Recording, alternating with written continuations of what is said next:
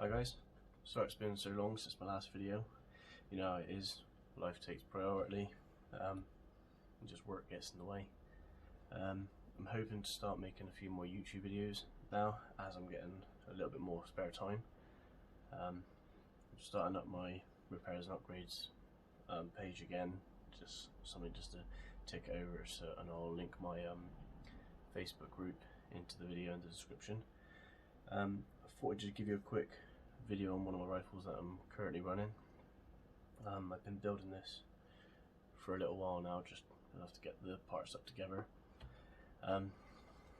So it's a Cyma CM05C7C SVU. It was an AEG. Out of the box, in its AEG form, it was enough to play with. The trigger response was really slow due to the underpowered motor and the way the trigger is. There's a linkage that goes all the way to the back, and just that bit of travel just slows, means you can't fire as fast. Some people say, yeah, you won't need it with a DMR, sniper, however you want to do it. But I wanted this, so it was compact, because I play CQB and outdoor, and I wanted to be able to play in both, because you can remove the suppressor on the front. There's an Allen key grub screw just in there. You do that, and then it will come straight off. And I do put a flash hider on the end, and I'll replace the short dot for a T1. Not everyone's cup of tea, but I've used it at CQB quite a few times now, and it works really well for me.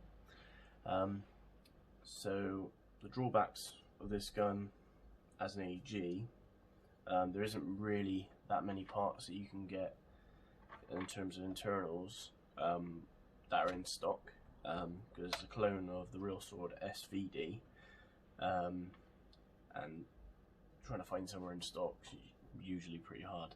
The four gears.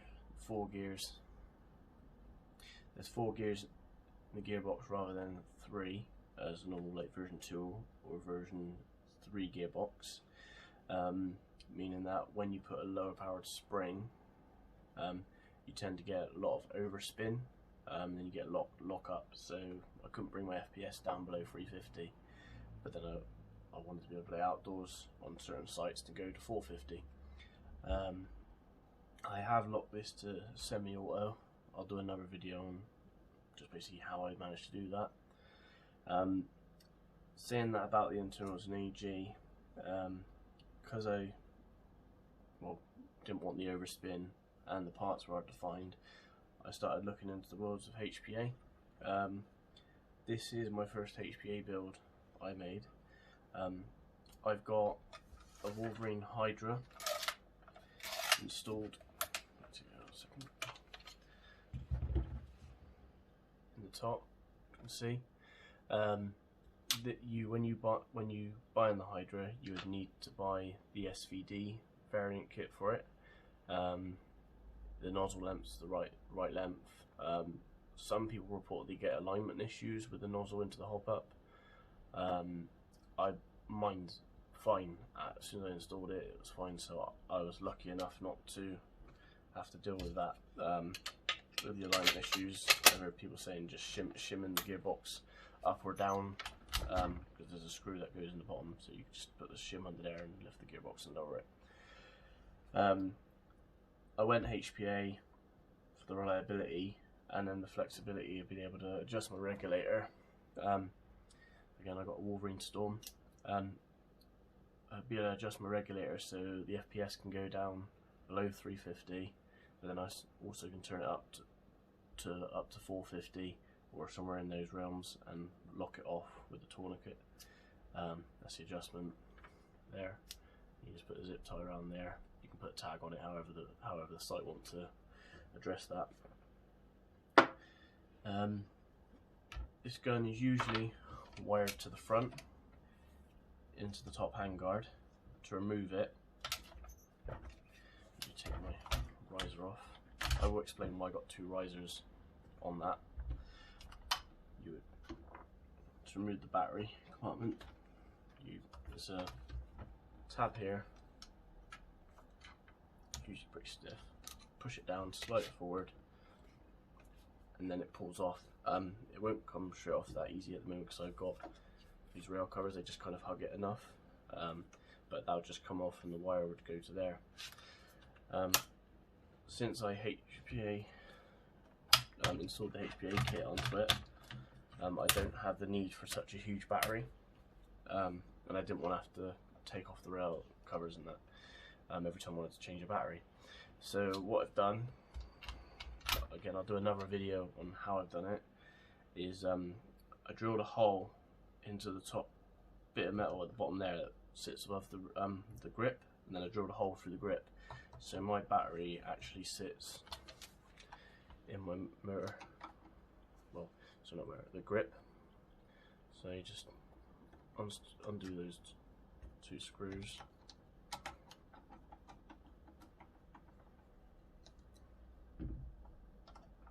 Pull the tab out, and I've got my board. So I've got my dwell and my rate of fire, but it doesn't really matter. 2 batteries that I use. I use a 7.4 200 milliamp 7.4 volt battery, but these nanotech ones, 7.4 460 milliamps, will just about fit in there if you wanted a bigger battery. I just got a good deal on 2 of these, so that's why I went with them. That's what I ordered when I bought the gun. I'll just install the battery just so you can see what the trigger response is like.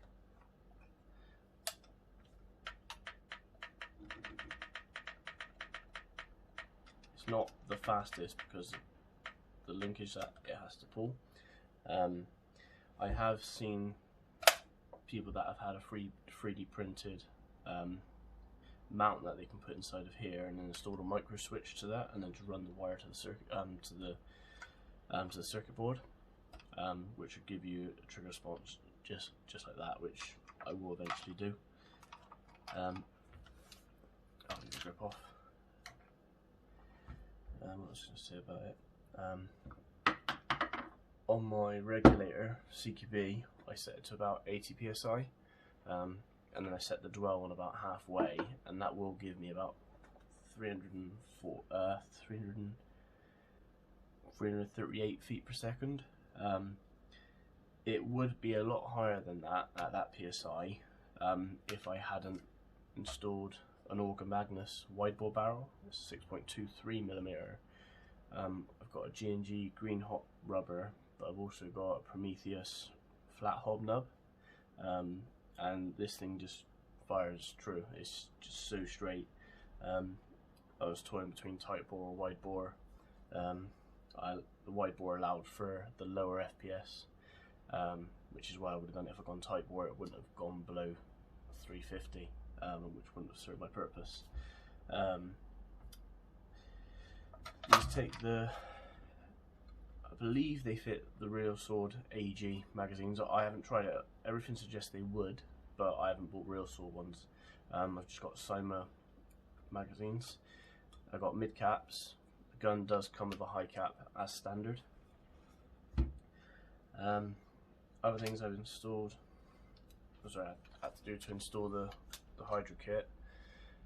I drilled out a big hole just for my airline to go out of, which when you're shouldering the weapon, it's just perfect. It's just out of the way, very minimalistic. These do have a Real Sword type metal hop up unit. Let me just take the dust cover off again and show you. So it's the rotary dial stop type one, very precise adjustments. It was a bit loose when you buy it, but there's videos on YouTube on how to shim it, so just make it nice and firm.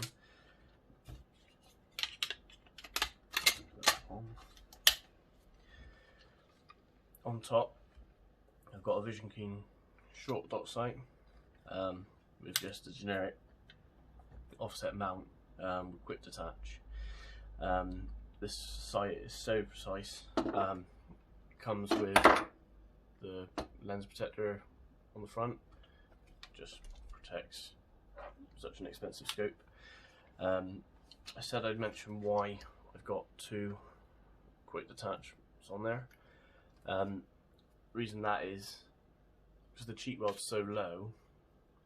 I use a Di4 face mask, and I can't quite get low enough to get a good sight picture through if I don't have the riser. So I put a secondary riser on there, just to raise it up just that little bit, and it's the perfect height now. I also installed an M-lock type quick detach mount. You can pull it out, it's in very stiff. But you got a sling point there, and then you got a sling point at the back here that is removable. I just think that's a good position on there. I've got an M-lock style, like full grip. It's nothing fancy, just a small grip just to get on.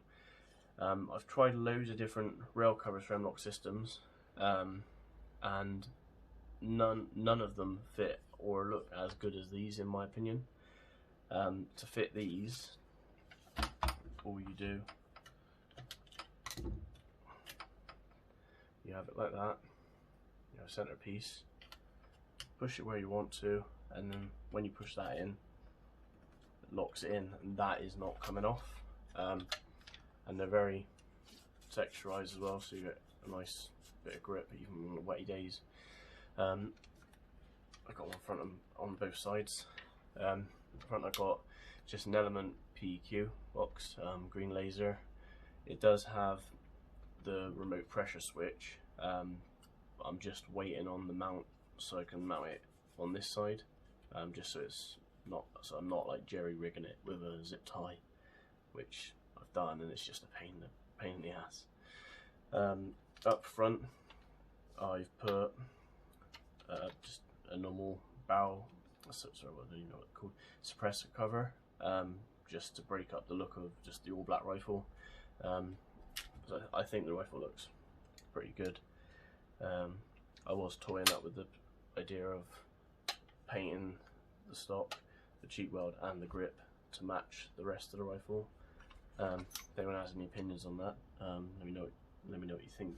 I just reckon it's a lot of tan up this end, not so much at this end. Anything else for the rifle? Well, the gun does come with flip up front sight that goes down over here. I just took it off because I just didn't need it, so I got all this stuff on the top. Just so people see what it's like with a T1 sight on it.